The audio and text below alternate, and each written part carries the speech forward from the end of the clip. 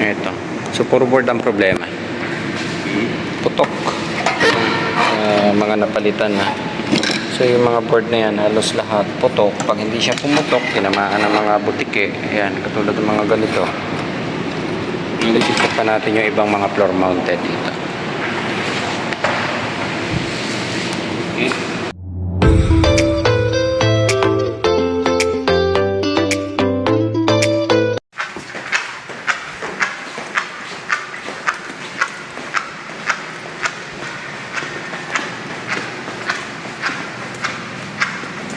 Error niya, P6 kita na.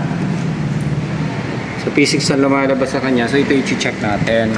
Yung kabila naman P7 error yung nasa kabila ito. So malaki kasi itong area. Halos lahat ng aircon defective.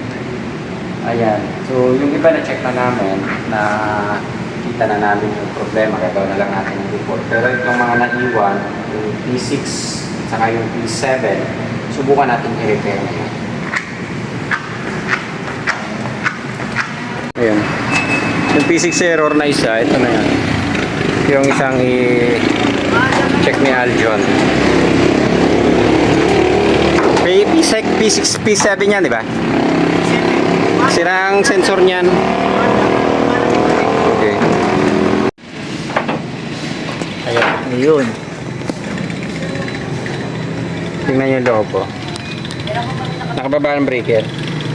Boss. Pinatay ko. Oh. Uy, may itlog. May itlog pa yan. Kawawa naman. Buhay pa yan, boss. Ay, may sisiyo. May sisi. Patay.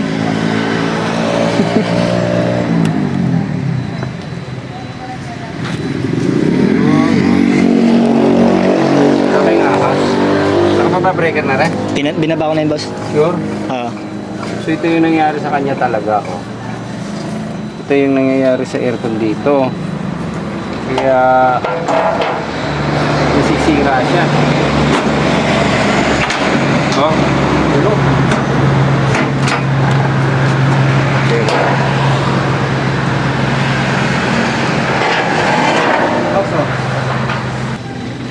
Di tayo din. Dito, sa higa. Yan, Ay. Kaya nag-error siya, maaari. Kaya naglalabas ng error kasi nga punong-puno. Pero ma-under pa siya, boss eh. Maandar pa, no? May tama ang sensor nito. So ito yung P7, usually tinutukoy dito yung sensor niya sa outdoor. So yung high temp sensor na nakakabit sa may compressor. So maaari nag-overheat siya and apektado na rin dahil nga doon sa dumi. Ayan, no? Yung bahay ng ibon. Okay.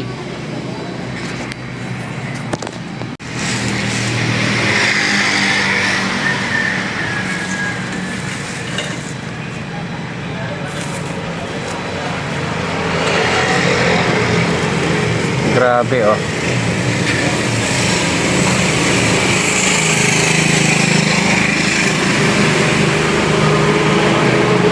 Ayan, oh. So grabe talaga, dami. Kaya naging problema dito kapag lalo na kapag hindi na preventive ng maayos. Ayan. Ito yung ginagawa ko. Medyo alanganin lang kasi yung pwesto dito kasi makitid yung canopy, pero kaya naman tukutin. Hindi naman siya ganun ka-critical. So kahit walang harness, hindi naman siya ganun ka-critical yung pwesto. Medyo alanganin lang, kaya konting ingat lang sa pagtapak. Ayan. So ito nga yan, oh, puno ng pinagbahay ng ibon. Ayan.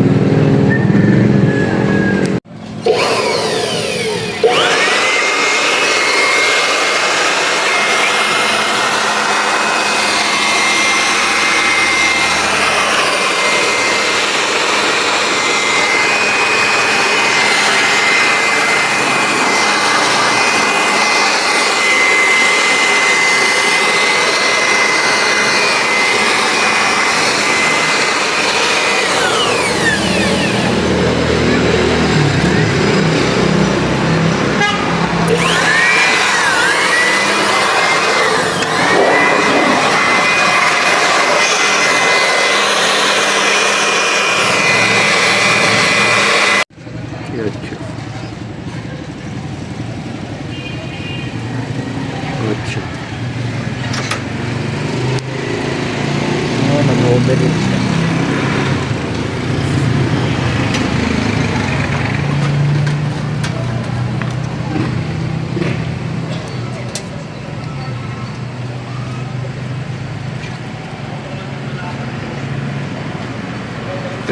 Buong mga sensor.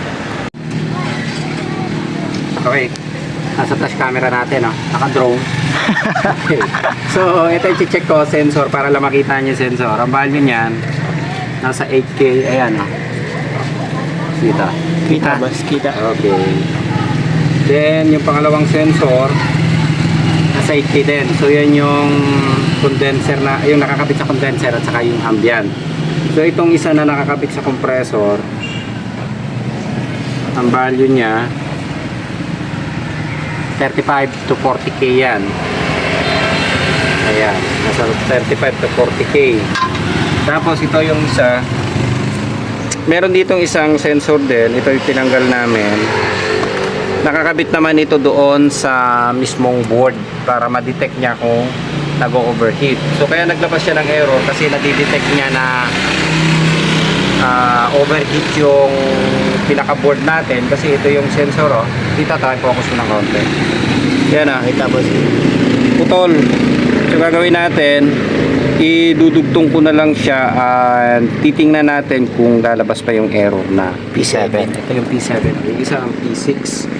So gagawin na lang muna natin to. Yung isa kasi yung P6 isa maaaring IPM module board yung sira ng kabila. So ito hindi naman ganoon ka critical pa, lilinisan lang. I-schedule na ng preventive maintenance ito. And ito gagawin natin, dudugtong. Kailangan natin ng cutter at saka tape. Nandiyan si Pogi Canner.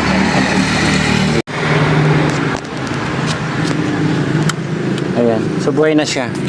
Yung display niyan, kapag nakita nyo yan na 00, yan yung masasabi nyo normal ang operation.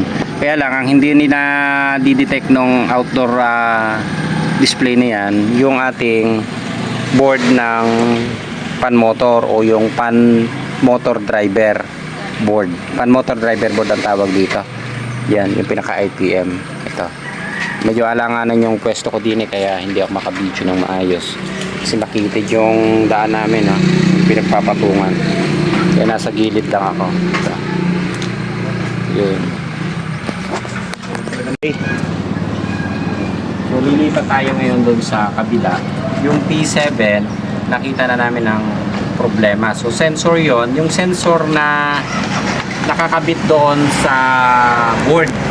So yun yung nagdi-detect kung nag-overheat yung pinaka-IPM module natin. So nadidetect niya is P7 dahil naputol yung pinaka-sensor. So lilipat tayo doon kasi yung error ng isa is P6. P6. So dito na tayo dadaan sa bubong. Ikot. Hindi naman siya critical. Kaya okay lang naman. Baba lang naman. Pag nahulog, ay pag-asa pa. Balila. Ibay ng bubong nila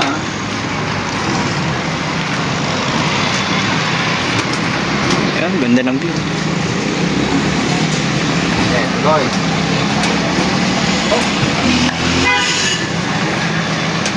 Mahal talent P dyan, boss, Ha? Mahal ang talent P. Siyempre. Ikaw na tumawi dito.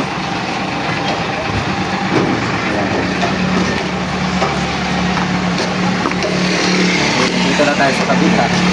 Ang problema naman ito is ito yung P6. Babaklasin na lang dito. Ayos. Okay, okay na yan. Yun yung salarin. Wow, kita Yan yung problema ng board Kasi yung issue nito, nakahiga ang board. Ayan kung makikita nyo, nakahiga yan. Kaya yung makikita nyo, laging siya yung napupunta ng butiki, katulad niyan, butiki. And ayun yung mga itlog niya sa ilalim. So malamang sira na din tong board na to. Kaya lang nag P6 siya. So ang error, pwedeng damage itong main PCB natin. Yeah, ito. Yan. Ito ang pinaka IPM module. So ito na lang i-check natin. Ayan, yung pinaka main PCB na yan. Ayan. Tapos yung itlog ng butiki nasa loob yun. Silip yung Yan ang problema kasi sahod na sahod kasi siya nakatihaya eh. Tapos wala naman siya labasan doon ang dumi sa ilalim. Nakatihaya kaya nangyari sa kanya wala na rin to kasi corroded na rin eh. Oh. Yan. Damage. Yung original na error niya P6 siya. Yan. Tapos ito lang naman kasi ang outdoor niyan. Sa P6, kapag lumabas yung P6 na yan, makikita nyo yan doon sa loob. Kasi kung yung display na yan, sabi ko nga sa inyo, kapag ka 00 ang number na lumabas dyan sa display na yan, normal siya pag 00. Pero katulad yan, may error na kagad kayo nakita dyan. Yan o, J6. So, defective siya. Ang nakita namin dito, itong main PCB. Kasi itong capacitor na ito, actually, lobo yan niya, yung kulay orange na yan. Lumobo na siya and ito tinanggal na rin namin tong pan motor driver dahil damage. Yung IPM sana buo pa yung pinaka main PCB na yan. Maaaring may problema lang ito yung pinaka main PCB. So susubukan na lang namin actuala ng main PCB ito. Okay na yan?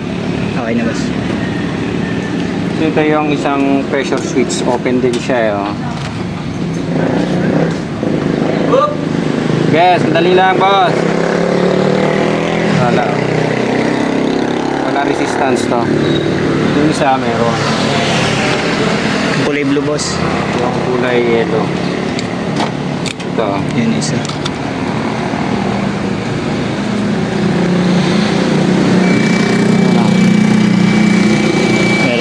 Meron siya. So ang gagawin ko, isi-short muna natin para ma-check. Papalitan ko na sana ng board pero na-determine ko ito. Wala din yung resistance ng pressure switch. Pakagisa ka.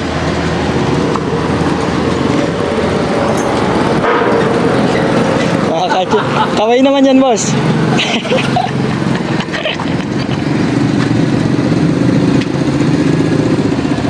Yan na. Push-short mo na. So pansamantala isi-short muna natin to. Paandar lang. Kasi tingin ko kung pressure switch or walang karga, makikulang sa refrigerant. Ayan. So nawala na yung P6 niya. Ayan o, nag 00 na. So maaaring normal operation na to. Ayan o, 00. So yung problema pang isa yun o. Yung ginawa ko doon sa pressure switch, pansamantala isinort ko muna siya. Titingnan ko na lang kung kulang sa refrigerant or pwedeng sira yung pinaka pressure switch niya. Tingnan na lang natin. Ayun.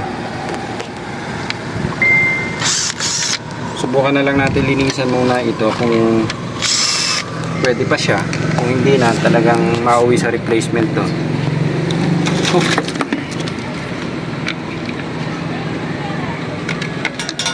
Yan o.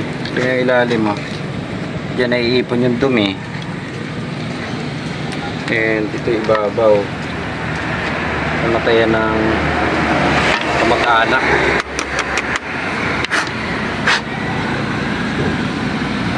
Hinipan na lang ba? Pampaswerte. Oo.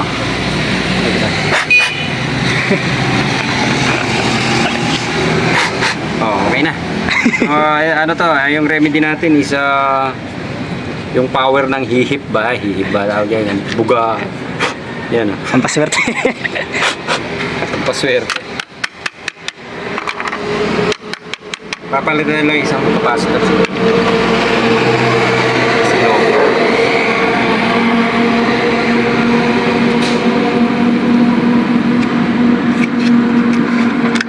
Yan. Okay na to.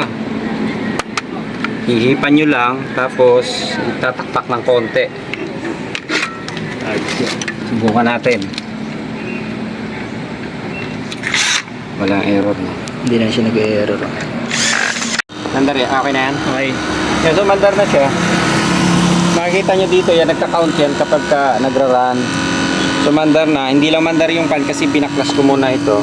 So gagawin natin, subukan ko muna ikabit ito. Yung board. Okay. Ang problema pa niya, So magpapalit din talaga tayo nito, yung pinaka-module na to, yung pan-driver. Dahil ayun, makikita natin wala rin siyang power kasi yun nga yung pinasok ng butik eh. And yung doon sa pressure switch na pinag-short namin, wala siyang kargang refrigerant. So dalawa ang gagawin natin. Ayan ah, umaandar na siya pero yung pan hindi maandar. Patay ito. Ayan, so maraming trabaho ang gagawin dito.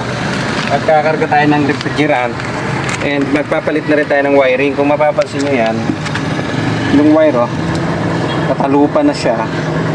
Tapos itong mga flexible niya, ayan ah, marurupok na talaga siya. Oh, Dapat yan metal. so kakabitan na natin ng bagong flexible and babalutan. Then system reprocess. So yung error natin na P6 na wala na siya dito. So yung P6 na lumabas is yun yung sa pressure switch dahil wala siyang refrigerant. So okay na tayo, hanggang dito na lang. Yun na lang muna. Pero confirm naman natin yung main PCB nito at saka yung IPA module, okay pa siya. Wala tayong problema. So nag-error to, lalabas to F5, ayun ah. Ayan. Naglabas siya ng F5 dahil yun sa pan motor. Okay na, sa shutdown ko. Ayan. So tinakita na muna namin. Dito na lang muna yung video natin. Sa susunod na balik namin dito kasi general cleaning and magpapalit na lang tayo ng ibang board na hindi na pwede sa repair. Ayan. So ito, nasa taas kami. Ito yung harapan namin. Makikita niya. Ayos. So yung hotel na pangalan ng hotel na ginagawa namin dito. Po front cam ko lang ha. Ayan. Isla de Oro Hotel. Ayan. So yung harapan namin ganito yan. Dito yan sa Mamburao Occidental, Mindoro. Ayan. So okay na tayo. Ayos.